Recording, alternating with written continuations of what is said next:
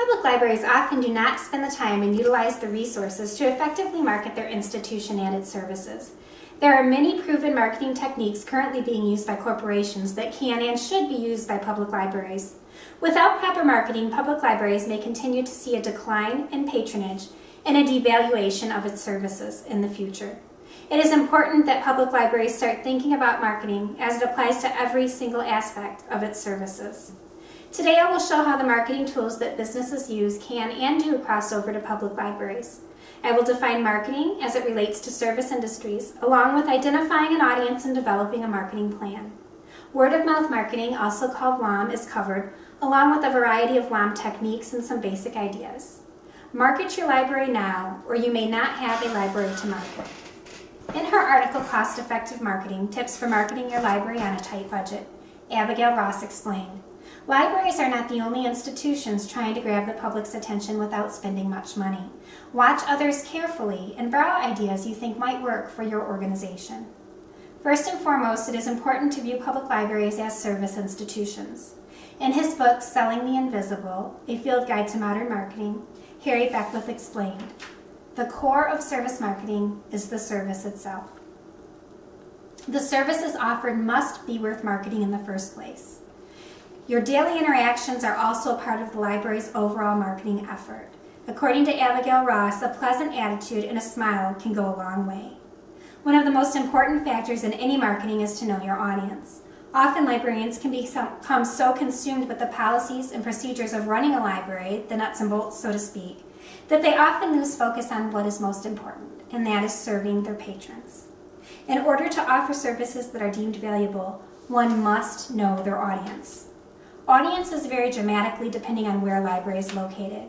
It is easy to see that an academic library will serve a different audience than a public library, but there are even divisions within these large groups. This presentation focuses on public libraries. Marketing professionals recognize the value that demographics hold. Demographics are readily available online and can be broken down and analyzed easily. Finding out and reviewing this information is the first step in any sound marketing plan. Knowing your audience also directly relates to the services we offer. If services are being utilized by low-income patrons in an urban setting, their needs will be different than an affluent public library in a suburban type setting. Knowing our audience impacts our collection development, programming, outreach, and more. It is also important to not view people as simply numbers on paper. We must listen to and hear what our audience's specific desires and needs are. Abigail Ross reiterated, I have seen some great marketing promotional efforts fail because librarians forgot to take the personality of their audience into account. If you're surrounded by stressed out, high-powered attorneys, would they really enjoy the break that an ice cream social would bring?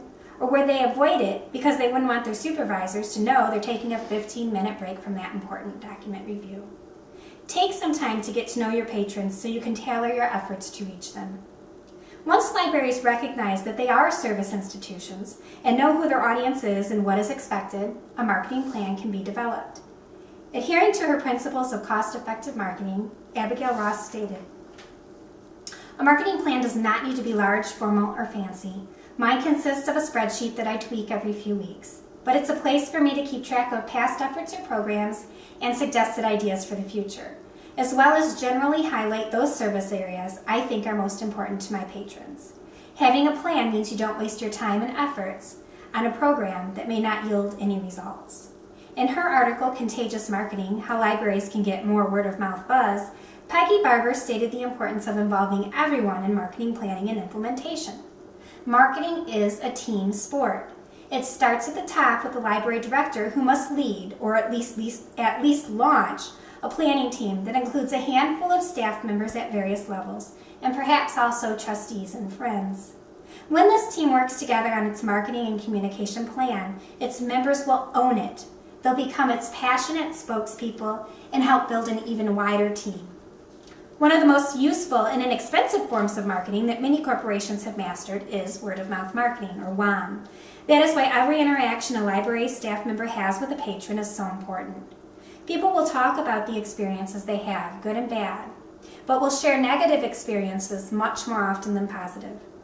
In addition to our daily interactions with patrons, libraries can plan opportunities for WOM. The goal is to get large numbers of people talking about your library, even getting the message to go viral. Peggy Barber explained. There is no more powerful communication technique than one person talking with and listening to another, whether it's through social media, which is good, or live and in person, which is the best. WOM tops the chart.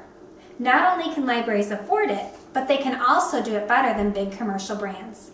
What they can't do is wait for it to happen automatically.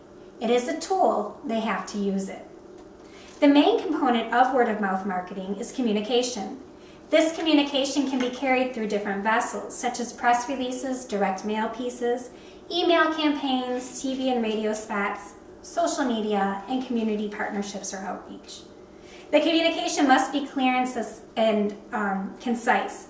After you say one thing, repeat it again and again. It is important that this experience that you are creating does not stop with verbal communication. Repeat yourself visually too. It makes you look more organized and professional and easier to remember. In analyzing different marketing techniques, it is important to state the obvious.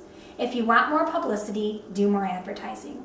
This can be easily done through local TV and radio, but it can get expensive, and the same is true for direct mail pieces.